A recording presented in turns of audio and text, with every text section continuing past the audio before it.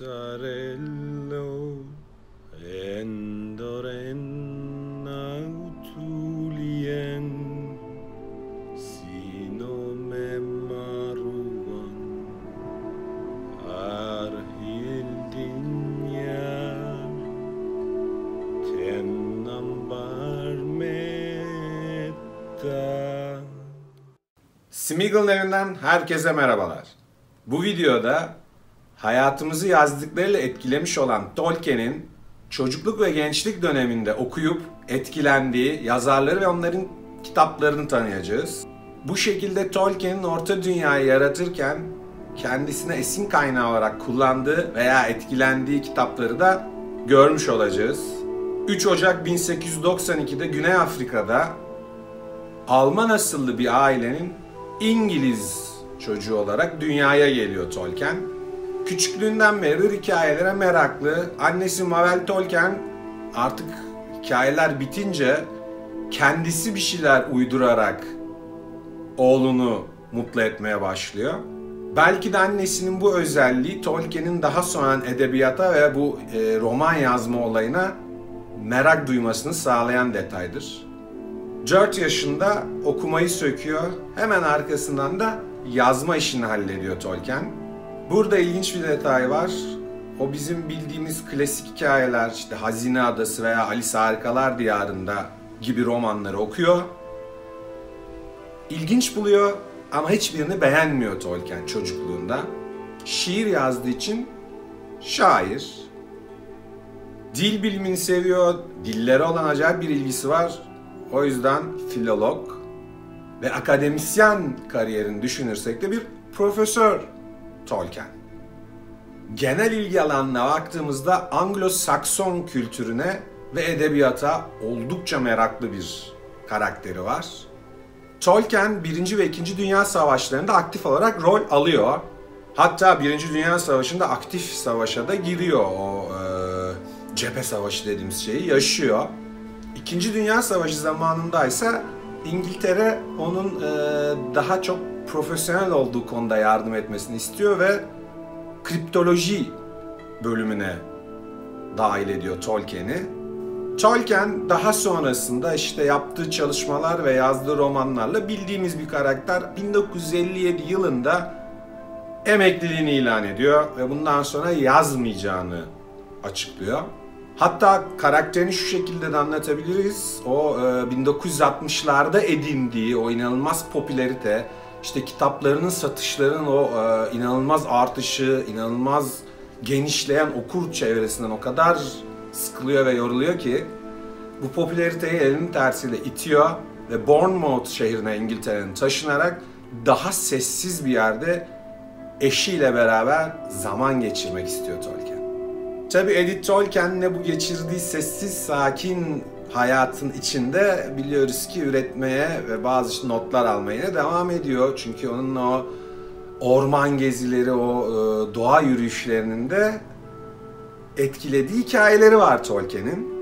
Evet, Tolkien bir emeklilik hayatı yaşamaya başlıyor. Ancak 29 Kasım 1973 yılında birçok hikayesine esin kaynağı olan ve Luthien karakterinin yaratılışının sebebi olan eşi Edith Tolkien'i 82 yaşında sonsuzluğa uğurlamak zorunda kalıyor. 21 ay sonra, ki bence yokluğuna dayanamadığı için olduğunu düşünüyorum bunun, tam 21 ay sonra 3 Eylül 1973 yılında 81 yaşında hayat arkadaşının yanına gidiyor Tolkien'de. Evet, bu şekilde dünya ve hayranları belki de gelmiş geçmiş en büyük fantezi yazarını uğurluyorlar. Ancak yaptıkları gördüğünüz gibi günümüze kadar geliyor, etkisini koruyor ve hatta daha da popülaritesini arttırarak büyümeye devam ediyor. Bugün popüler olan birçok dizi, birçok roman serisinin de kendisinden ne kadar çok etkilendiğini biraz dikkatli bakarsak görebiliriz. Artık bu durumda bu kadar çok kişiyi, bu kadar çok hikayeyi etkileyen bu adamı gençliğinde neler etkilemiş, bir de onları inceleyelim bence. Evet, ilk kitabımız William Hope Hodgson'ın yazmış olduğu The Nightland. Bu kitabı Tolkien'in okuyup okumadığıyla ilgili çok net bir bilgi yok aslında. Arkadaşı C.S. Lewis'in kendisine hediye ettiği ve Tolkien'in de bu kitapla 1930'larda biraz haşır neşir olduğu iddiası var sadece. Bunun sebebi olarak da kitaptaki bir bölümün o Balrog'un Moria'da uyandırılması sekansına çok benzeyen, neredeyse identical olan bir bölüme sahip olması. İkinci kitabımız Lord Dunsany'nin yazdığı The Book of Wonder. 1912 yılında basılmış oldukça eski bir kitap bu.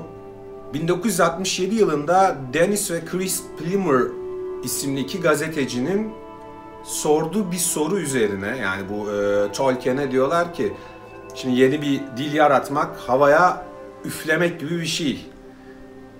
Bir ses çıkartıyorsunuz ve o sese bir anlam veriyorsunuz.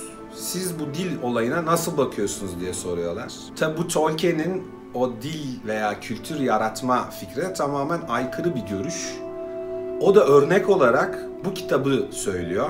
Shubu ve Simish diye bir bölümü olduğunu söylüyor bu kitabın. Ve o bölümde bir sesi nasıl anlamlandırılabileceğine dair iyi ipuçları olduğunu söylüyor bu iki gazeteciye. Tam bir yıl sonra 1968'de Daily Telegraph Magazine'de bu röportaj çıkıyor ve Tolkien'in bu söylediği örnekten dolayı hem yazarı hem de kitabı etkilendikleri kategorisine koyuyor dünya. Üçüncü kitabımız Henry Rider Haggard'ın yazdığı King Solomon's Mine. Kitabın konusu bir harita eşliğinde yapılan kadim bir hazine arayışı. Ayrıca anlatım dili olarak Hobbit'in yazılışına çok yakın bir kitap bu. Aynı zamanda Haggard, Tolkien'in favori yazarlarından birisi. Bunu kendisinin ağzından duyuyor tüm dünya. Ayrıca kitapta Gollum benzeri bir karakter var ve Gandalf'ın o Moria madenlerinde o yolu bulamadığı sekansın bir benzeri bu kitabın içine de geçiyor. Olay veya aksiyon olarak. Dördüncü kitabımız Edward Y. Smith'in yazmış olduğu The Marvelous Land of Snorks. Tolkien Hobbit romanını yazmaya başladığı dönemde bu hikayeye ve yazara olan hayranlığını, o çocuklarının bu hikayeden sevgisini kelimelere döküyor. Ve o yüzden bu romanın bazı baskılarında kapak tasarımının üzerinde Tolkien'in bu roman ve yazarla ilgili söylediği o sözleri de görebiliyorsunuz. Fakat daha sonrasında Tolkien fikrini değiştiriyor ve bu hikayenin bilinçsiz bir şekilde Hobbit'e esin kaynağı olmuş bir hikayeden ibaret olduğunu söylüyor. Tolkien'in çocukları bu Snorks hikayelerini çok beğeniyorlar ve devamlı okumasını istiyorlar. Artık bir yerden sonra bütün hikaye bitip ezbere kaçınca olay, Tolkien kendisi hikayeler yaratmaya başlıyor bu konuda. Ve bu hikayelerin Hobbit'in başlangıcı olduğu kabul ediliyor. Hikayede geçen Snork ırkı bir şekilde Hobbitlerle hem fiziksel hem davranışsal olarak çok ciddi bir benzerliğe sahipler. Ayrıca o hikayedeki o çevre, dünya yapısı Orta Dünya'nın yapısıyla örtüşen noktalara sahip. Hatta Snorks kitabında o hikayede Twisted Tree diye bir bölüm var. Bunun Bilbo'nun macerasına ve cücelerin o Mirkwood'da geçirdikleri sekansa esin kaynağı olduğu kabul ediliyor. Ayrıca Yüzüklerin Efendisi'ni yazmaya başladığında Tolkien, orada Frodo'ya o şairden Rivendell'e gittiği yolculukta yardımcı olan Trotter isimli bir hobbit var. Bu Trotter karakteri Snorks hikayesindeki başroldeki karakter olan Gorbo'yla fiziksel ve davranışsal olarak oldukça yakın bir karakter. Yüzüklerin Efendisi hikayesi geliştikçe Trotter yerini Aragorn'a bırakıyor ve hikayenin dışında kalıyor. Beşinci kitabımıza geldik şimdi. Nachbul Hutchison'ın Pussycat Mew isimli bir hikayesi bir kitabı bu. Çok eski bir hikaye kitabı ve hikayenin tamamı karanlık ve puslu bir ormanda geçiyor. Fangorn, Eski Orman veya Mirkwood gibi Tolkien ormanlarına esin kaynağı olduğu kabul edilen bir orman ama bu. Hikayede ogreler, periler, cüceler her şey var. Tolkien evreninde görebileceğiniz ırkların birçoğu bu hikayede geçiyorlar. Ayrıca gene rivayet o ki hikayenin içinde bir ogre, hikayenin bir sekansında, bir bölümünde bir ogre ağaç kılığına girip kendisini ormanda kamufle ediyor. Bu karakterin de Tolkien dünyasına entleri kattığı iddiası var. Tolkien'in buradan esinlenerek ent ırkını yarattığı kabul ediliyor. 6. kitabımız The Golden Key, George MacDonald tarafından yazılmış bir hikaye kitabı ki Tolkien'in hayal gücünde veya Tolkien'in dünyası üzerinde oldukça etkisi olduğu kabul edilen kitaplardan bu. Tolkien'in kendi ifadesiyle sevdiği hikayeler grubunun içinde bu. Burada belli isimleri zikrediyor. İşte Lilith, The Golden Key, On Fairy Stories gibi o çocukluğunda kendisi için efsane olan hikayelerden biri de bu kitabın hikayesi. 1964 yılında Pantheon Books isimli bir firma Tolkien'den bu romana bir ön yazı yazmasını rica ediyor. Sonuçta Tolkien'in favori hikayelerinden birini basacaklar. Ön yüzünde onun yazdığı bir şeyler kullanmak istiyorlar. Ancak bu plan oldukça ters tepiyor çünkü Tolkien hikayeyi tekrar okuduğunda o ön söz çalışması sırasında o eski hayranlığının yerini memnuniyetsizlik alıyor. O eskiden beridir beğendiği romanı bir anda son derece sası ve tatsız buluyor Tolkien ama yine de ön yazısını yazmayı eksik etmiyor. Ancak bu yazdığı ön sözde daha sonrasında bizim Büyük Wootton demircisi olarak karşımıza çıkan roman halini alıyor. Şimdi Golden Key'deki esin kaynaklarından birinden bahsedelim. Burada böyle büyülü güçleri olan bir kadından bahsediyor MacDonald ve bu kadın çok yaşlı, 1000'li yaşlarında. Ve bu kadını tasvir ederken kullandığı anlatım şekli Tolkien'in Galadriel'i anlatışıyla oldukça yakın ve benzeşen anlatımlar. Uzun ve kuvvetliydi. Bembeyaz omuzları ve boynu vardı. Yüzüne baktığınızda zarif bir pembelik olduğunu görüyordunuz. Saçları tüm sırtı boyunca omuzlarından aşağı dökülüyordu. Bir kar kadar beyazdı. O pürüzsüz yüzüne rağmen gözlerindeki bilgeliği gördüğünüz anda aslında yaşlı olduğunu anlıyordunuz.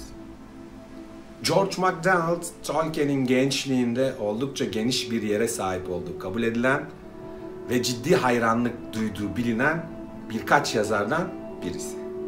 7. sırada The Book of Dragons, Edith Nesbit'in yazdığı bir hikaye. Kitap 1899 yılında Tolkien daha 7 yaşındayken basılıyor.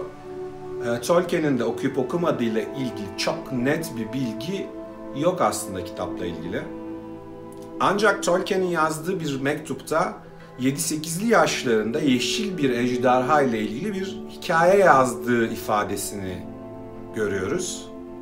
Tolkien'in hatırladığını söylediği bu anısı kitaptaki konuya baktığımızda kitap tamamıyla yeşil ağırlıklı ejderhalar üzerine kurulu bir hikayeden oluşuyor.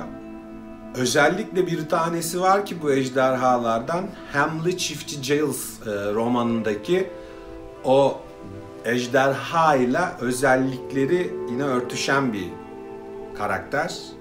İki ejderha da altın rengi kanatlara ve oldukça belirgin yeşil pullu bir deriye sahipler.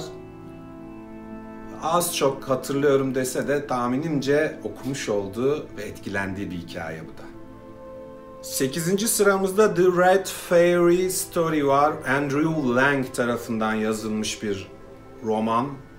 Bu peri masalını Sigurd'un Hikayesi isimli kitapta da görebiliyoruz. Aynı zamanda Andrew Lang, Tolkien'in en favori yazarlarından da biri. Humphrey Carpenter, Tolkien biyografisti. Kendisi Tolkien'le ilgili bilgileri verirken şöyle bir detay belirtiyor bizler için. Tolkien kendi ağzıyla Sigurd'un hikayesini şimdiye kadar okumuş olduğu en iyi kitaplardan biri olduğunu söylüyor. Ama burada fikrini sonradan değiştirmiyor. Burada ana çatıyı, yani Sigurd'un hikayesini aslında değerlendirmekte daha büyük bir fayda olduğunu düşünüyorum. Hikayenin konusu Sigurd isimli kahramanımızın Fafnir isimli bir ejderhayı öldürüp onun hazinesiyle zengin olması ve nam salması üzerinden gidiyor. Detay almamız gerekirse Sigurd'un kılıcı, babasının kılıcı ve kırık bir kılıç. Bunu tamir ederek o maceraya atılıyor. Bu noktada şöyle küçük bir detay vermek istiyorum. Biliyorsunuz Tolkien Beowulf'a da oldukça büyük hayranlık duyuyor. Ancak Beowulf'taki ejderhayı beğenmiyor. Burada şöyle bir detay vermek istiyorum. Naomi Mitchellson'a yazdığı bir mektupta Tolkien Beowulf'taki ejderhayı, ki biliyorsunuz Tolkien Beowulf'un da hikaye olarak hayranı, oradaki ejderhayı yalnız başarılı bulmuyor. Ve bu mektubunda Sigurd'un hikayesindeki Fafnir'in çok daha başarılı bir ejderha olduğunu ve Smaug'un oluşturuluşu esnasında Fafnir'den esinlendiğini kendi sözleriyle anlatıyor. Evet, hazır Tolkien'in en favori meraklarından biri olan eski Norse kültürüne girdiğimizi düşünürsek doğal olarak bu noktada karşımıza Beowulf çıkıyor. Tolkien bu çok beğendiği sagayı 1920 yılında çevirmek için alıyor ve 1926 yılında da bu çeviriyi tamamlıyor, ancak bu çalışması hiçbir zaman yayımlanmıyor. Ta ki 2014'te Christopher Tolkien'in bu çalışmayı basılı hale getirmesiyle bizlere ulaşıyor Tolkien'in yaptığı bu araştırma ve çeviri. 1936 yılında Tolkien Beowulf'la ilgili bir çalışma hazırlıyor ve bu yazıyı meslektaşlarına sunuyor. Bu şekilde konusu ışıkla karanlığın savaşı olan Beowulf sagası da fantazi dünyasının, fantazi romanının dünyasının temellerini oluşturmaya başlamış oluyor. Çalışmanın orijinal ismi de Beowulf: The Monsters and Critics. 1938 yılında Observer gazetesine verdiği röportajda da Beowulf'un kendisinin temel esin kaynağı olduğunu söylemiştir Tolkien. Tolkien and the Great War kitabının yazarı John Gard, eğer Beowulf'u Tolkien Orta Dünyası'ndan çıkartırsanız şu an olmuş olduğu yazar olamazdı diye bir ifade kullanıyor. Belki çok iddialı ama Tolkien'in de Beowulf'a olan düşkünlüğünü düşünürsek belki de doğruluk payı vardır bu sözün. Az önce söylediğim gibi Tolkien bu hikayede geçen ejderhayı beğenmiyor. Beğendiremiyorlar bu ejderhayı ve o arayışı başka romanlarda devam ediyor Tolkien. Geldik 10 numaraya. Burada William Morris'in yazdığı bir roman olan The Roots of the Mountains var. Volsunga Saga denen bir eski Norse hikayesinin çevirisi diyebileceğimiz bir çalışma bu. Tolkien 1900 ve 1911 arasında King Edward School'da okurken Morris'in yaptığı bu çeviriden bir bölüm alıp bunun üzerine bir çalışma yapıyor. Bu çalışmayı da okulun edebiyat zümresine sunuyor ve orada onun kendi sesiyle şanslı olan o insanlar bu çalışmayı dinliyorlar. Gene buradan esin kaynağı olarak 1920 yılında Gondolin'in düşüşünün bir taslağını yazıyor. Bunu da Exeter Koleji'nin denemeler grubunda ilk kez bir şekilde oradaki yine şanslı arkadaşlara okuyor Tolkien. The Roots of the Mountains, Tolkien'in Orta Dünya mitolojisinin, hikayesinin üzerine kurulduğu roman olarak kabul ediliyor. Bunu nereden mi biliyoruz? Tolkien, Profesör W. Forster'a yazdığı bir mektupta tam olarak bu ifadeyi kullanıyor. Bu yüzden bu bilgide %100 eminiz. William Morris'in yine George MacDonald gibi Tolkien dünyasında ve Andrew Lang gibi oldukça etkili olduğu bilinen yazarlardan biri. Tolkien onun yaptığı çalışmalarla çok ilgileniyor. Detaylandırıyor, bakıyor, çevirilerini okuyor. Onun çevirilerinin kendisi de çevirilerini yapıyor. Zaten Tolkien'in en büyük ilgisinin bu eski Norse dediğimiz o kültürün sagaları olduğunu da biliyoruz. Konuya çok meraklı, bu konuda çok araştırması var.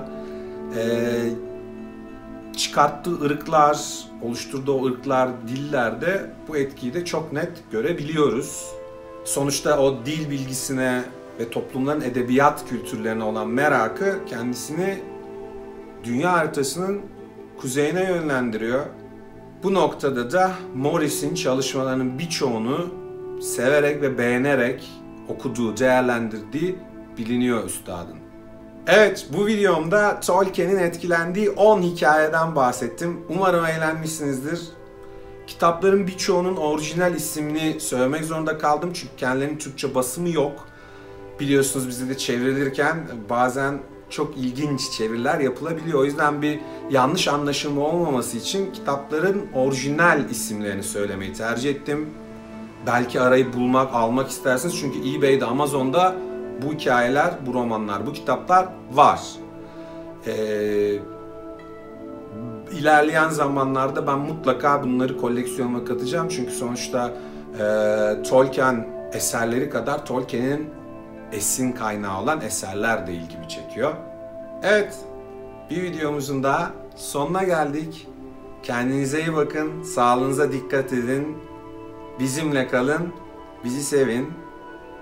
Kanalıma üye olmayı, videolarımı beğenmeyi lütfen unutmayın. Smeagol'un evinden hepinize hoşça kalın diyorum. Bir sonraki videoda görüşmek üzere.